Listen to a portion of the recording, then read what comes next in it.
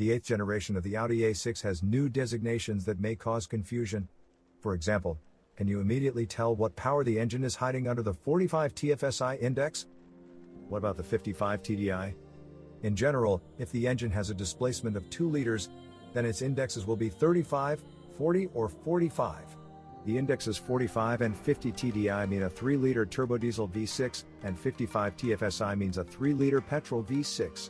These indexes simply encrypt certain powers. This is due to the fact that in the 8th generation, all versions of the Audi A6 became mild hybrids or micro-hybrids. If the engine is 2-liter, then the hybrid system operates at 12 volts. If the engine is 3-liter, then there is a separate 48-volt electrical system. In any case, the conventional starters for the engines are retained. Mild hybrid is provided by a starter generator, which, through a belt, helps the crankshaft rotate more easily. The mild hybrid system switches off the engine while driving when releasing the accelerator to extend coasting. The Audi A6 T8 has 2 batteries. A conventional lead-acid battery is located in the rear right fender. The 12-volt lithium-ion battery is installed under the windshield in the plenum box on the right. If it is a 48-volt mild hybrid, then the large 48-volt battery is located in the trunk well. The lead-acid battery is charged from a 48-volt network through a converter. By the way, this version has a liquid-cooled starter generator. In addition, all petrol engines, including the 3-liter TFSI, operate on the Miller cycle. When the first such engine appeared, it was a 190 horsepower 2.0 TFSI. Audi reported that their engineer Ralph Budak had optimized the cycle of another engineer, Ralph Miller. In this cycle, the intake valve closes before the piston reaches bottom dead center, shortening the compression stroke. This improves the efficiency and environmental friendliness of gasoline engines, although they operate at low power. The hybrid subsystem adds new concerns related to both the condition of lithium batteries and the performance of starter generators. If you have problems with these systems, it is better to immediately contact a specialized service that is familiar with Audi mild hybrids. By the way, on diesel versions the nitrogen oxide sensor control unit often fails due to water. At the same time, messages about the inability to charge the battery and brake booster errors appear on the instrument panel. Although the connection between these systems is not obvious, the problem is with the nitrogen oxide sensor. Gasoline engines, 40 TFSI, 2.0 liters, 190 horsepower, DKYA, 45 TFSI, 2.0 liters, 245 horsepower, DLHA, DKNA. Okay, what's still installed under the hood? The inline-4 TFSI are represented by 2 almost identical engines for 190 and 245 horsepower. A more powerful motor always operates on the Otto cycle, so if you are not pleased with Atkinson, Miller, and Budak, then choose the 45 TFSI version. But know that the exhaust system of such a gasoline engine contains a particulate filter. Both engine options are almost identical on the outside, but there are differences on the inside. The less powerful engine has a lighter crankshaft, its counterweights are cut down and the diameter of the main journals is reduced. The less powerful engine has a special pistons designed for a compression ratio increase to 11.65. Well, in general, both petrol turbo 4s for the Audi A6 C8 belong to the unsinkable EA888 family of Generation 3B. In general, it's not in vain that for so many years, or rather since 2008, engineers have not retired EA888 motors and continue to improve them. Yes, the design is becoming more complex, but there are fewer and fewer complaints about the resource. Thanks to stacked oil scraper rings and other improvements, these engines stopped consuming oil. Although, of course, if you are constantly stuck in traffic jams and change the oil every 10,000 kilometers or less, then oil consumption will appear. These engines have combined fuel injection, there are direct injection and distributed injection nozzles.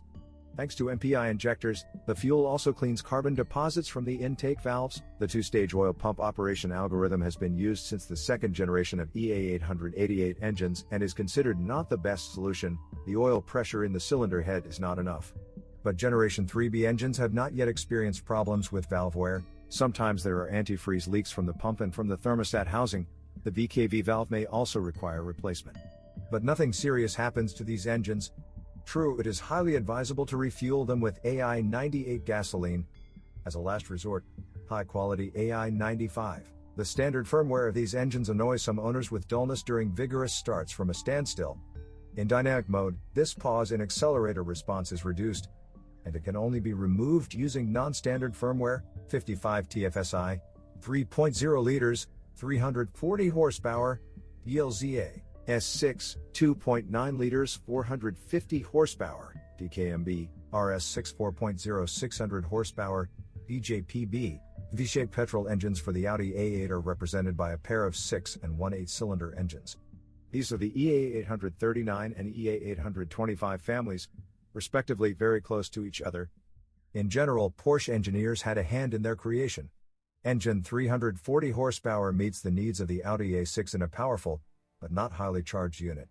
But its twin-turbo version produces 450 horsepower, and a biturbo V8 with 600 horsepower, used not only on the Audi S6 and RS6, but also on Porsche. All of these engines are aluminum, but the V6 has thin-walled cast iron liners in the block, while the V8 uses plasma spraying. We can talk about the technologies and solutions in these engines for a very long time. Let's move straight to reliability. It exists and there is a lot of it. These motors can be chipped very well and, without internal modifications, perfectly maintain an increase of 30% or more in power. Although, for example, there are rare cases of needle bearings spilling out of rocker rollers. In general, gasoline engines do not yet give any reason to doubt their service life. Diesel engines, 35 TDI, 2.0 liters, 163 horsepower, DEZD, 40 TDI, 2.0 liters, 190 horsepower, DESA, 40 TDI, 2.0 liters, 204 horsepower, DFBA. Let's start with 2-liter engines. These will be inline turbo 4s of the EA288 Evo family. These appeared in 2018. They have lightweight alloy blocks with thin-walled cast iron liners, a timing belt drive, gear-driven balancer shafts, an oil pump with 2 performance stages and many other modern features, including separate cooling circuits for the block and cylinder head, switchable oil supply to the oil injectors and into the heat exchanger under the oil filter. Electromagnetic injectors from Bosch. These engines do not have phase shifters. There are also no swirl flaps. One of the highlights of these engines is that all versions produce up to 163 horsepower. Inclusive, they differ in a lightweight crankshaft. Its main and connecting rod journals are smaller in diameter by 6 and 4 millimeters, respectively. Low-power versions also have steel, not aluminum, pistons. They are much smaller than aluminum, with very short skirts. The environmental systems of the new 2-liter TDI are as severe as possible. Naturally, AdBlue is present, and the EGR system is dual circuit. The second circuit is called the low-pressure circuit. Gases enter this circuit from the exhaust after the particulate filter and are even cooled separately. In general, the EGR system of 2-liter diesel engines is almost the same as that of 3-liter engines. We will tell you more details in just a couple of minutes when we talk about older diesel engines. In general, a modern turbodiesel is a very complicated system, tuned very finely. Most likely, it will not fall apart and will last for quite a long time.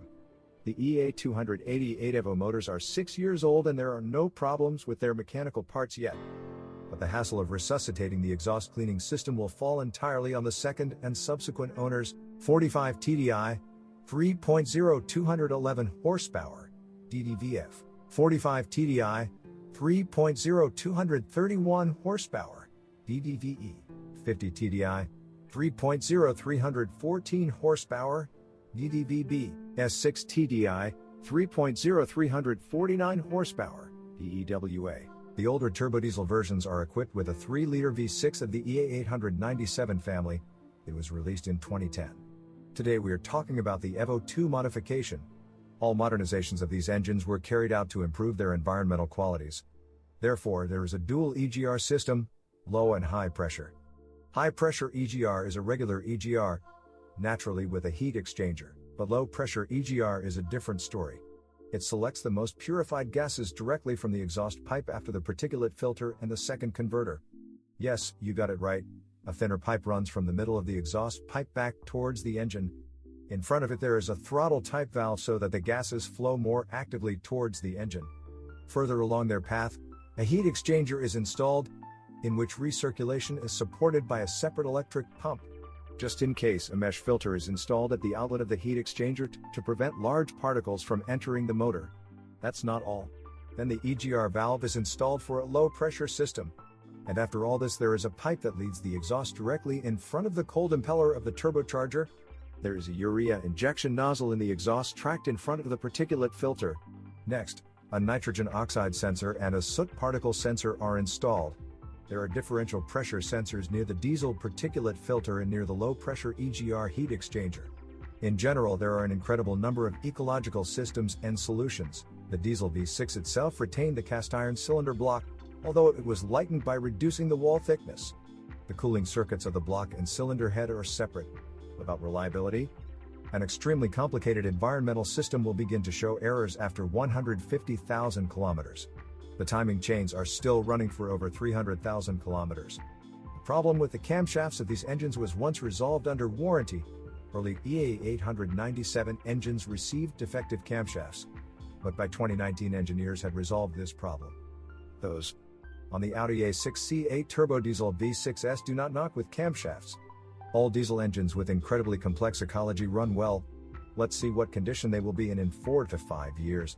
And don't forget that all Audi A6, C8 are also mild hybrid, automatic transmission, 7-speed S-tronic 0CK PL3827F gearbox with 2.0 TFSI and 2.0 TDI, 7-speed Gearbox S-tronic 0CJ, DL3827A with 2.0 TFSI and 2.0 TDI, 7-speed Gearbox S-tronic 0HL, DL382 plus 7A with 3.0 TFSI. All these cars were equipped only with automatic transmissions. In most versions, the 7-speed transmission is a pre-selective S-tronic DL382 with wet clutches. It comes with any drive with all engines that produce up to 500 Nm of torque. These are all 4s and 3.0 TFSI. Transmission DL382 is a lightweight and even slightly improved version of the completely indestructible S-tronic DL501. However, the fastest drivers manage to put it down even before 100,000 kilometers. And if you drive more adequately and refresh the oil in the mechatronics and clutch, 3.5 to 4 liters in each part, then such an S-tronic will run more than 300,000 kilometers before overhaul. When driving aggressively, the clutch bearing 0CK1417578 may howl and the differential bearings may hum. Mechatronic sensors may fail, which will negatively affect the life of the clutch. The electronic board also sometimes malfunctions and requires replacement. These are not frequent problems. Usually, even when paired with tuned engines, this transmission is able to live a long and bright life. 8-speed automatic transmission 0D5, AL552-8Q, ZF8HP65A with 3.0 TDI, 8-speed automatic transmission 0D6, AL552-8Q, ZF8HP95A for S6 and RS6, the Audi A6 C8, with a 3-liter turbo diesel as well as the charged S versions, as a traditional transmission, a hydromechanical automatic from ZF. Overall, there are fewer problems with it, it is capricious less often, and lasts a little longer. You need to understand that everything very much depends on the operation. Of course, 8th Street the ZF will live much longer when paired with a diesel engine than when paired with a tuned engine for the RS6, although the version there is more powerful. ZF recommends changing the oil in this unit every 100,000 kilometers. During a partial replacement, about 5 liters of ATF, G0601628 are drained. The original tray with filter costs up to $400, 0D5398009A. Traditional all-wheel drive with a Torsen limited slip differential is paired only with an automatic transmission from ZF. If the car is equipped with pre-selective S-tronic, then all-wheel drive will be unconventional. It's called Quattro Ultra. Here the drive to the rear axle is switched off to save fuel.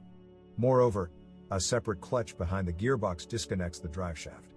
A separate jaw clutch disengages the right axle shaft, and the driven gear of the rear gearbox also stops rotating. All this reduces mechanical losses. Such a transmission no longer boasts such high reliability. There were warranty replacements and service campaigns regarding it. Quattro Ultra can hum from wear and tear, and even break the driveshaft. But such cases are very few. More often, shocks occurred in this all-wheel drive system at very low speeds. The all-wheel drive began to kick during the warranty period, so Audi issued a technical bulletin. It turns out that you can get rid of the kicks by performing a double oil change in the all-wheel drive clutch, i.e. in the coupling connecting the cardan shaft. After each of 2 oil changes, G055515A2, the oil aging adaptations must be reset. Let's take a look at the suspension and take a look at its details. But first, let's take a look at the rear suspension shock absorbers, or rather, at their bump stops, AW0512-131G. In winter, in severe frosts, the bump stops fall out of the support. and their boot cover 4M0512-137B also comes loose. All this begins to tap and rattle as we go. A damper that has fallen off can simply be glued back into the support. Yes, and you can also secure its casing with glue. So far, nothing else in the Audi A6 C8 suspension systematically and often wears out or falls out. The rear suspension has 5 levers for each wheel. Literally each original costs up to $240. There are analog substitutes for everything from any manufacturer, and silent blocks are also offered separately. Rear axle wheel bearings are also widely available on sale. For all-wheel drive versions, rear wheel bearings 8W040765G are cheaper than for front-wheel drive versions 4K05016111, and there is more choice of non-original ones. At the front, the Audi A6 naturally has a multi-link. Upper arms 4M04075006B and 4M04075010B cost $100 to $150. Silent blocks 4M0407-515A can be purchased separately for them. Prices range from $8 to $30. The silent blocks of the lower arms are also detailed separately in the original catalogs. The largest silent block of the rear lower arm 4K0407183 in the original costs $150, and analogs cost from $30 to $80. Front arm silent blocks 4M0407-182A and 80A407181 cost $30, $50. His original ball joint 80A407689C costs about $90. The interior of the Audi A6 in this generation is equipped with displays. Even the climate temperature can be adjusted using virtual buttons. After restyling, there are even fewer regular buttons. Pre-restyling cars have a port in the armrest for installing a SIM card, while restyled cars have a virtual SIM card. Because of this, all online services for cars updated in 2021 do not work, and communication with the car through the My Audi application is not available. Maps for standard navigation can be updated independently. From time to time, Audi owners complain about the creaking of the interior and the wheezing of some speakers. In severe frosts, chaotic electronic glitches appear and door locks may freeze. There are complaints about the performance of the optional sunroof. There are many cases of water appearing in the cabin under the navigator seat. The water was getting there from the air conditioner evaporator drain. The drainage tube is made in such a way that condensate water does not immediately drip out of it, but flows down a small area of the body. This water finds its way into the right side member of the body and accumulates there. Over time, the level rises so much that it begins to saturate the interior carpet through uncovered technological holes.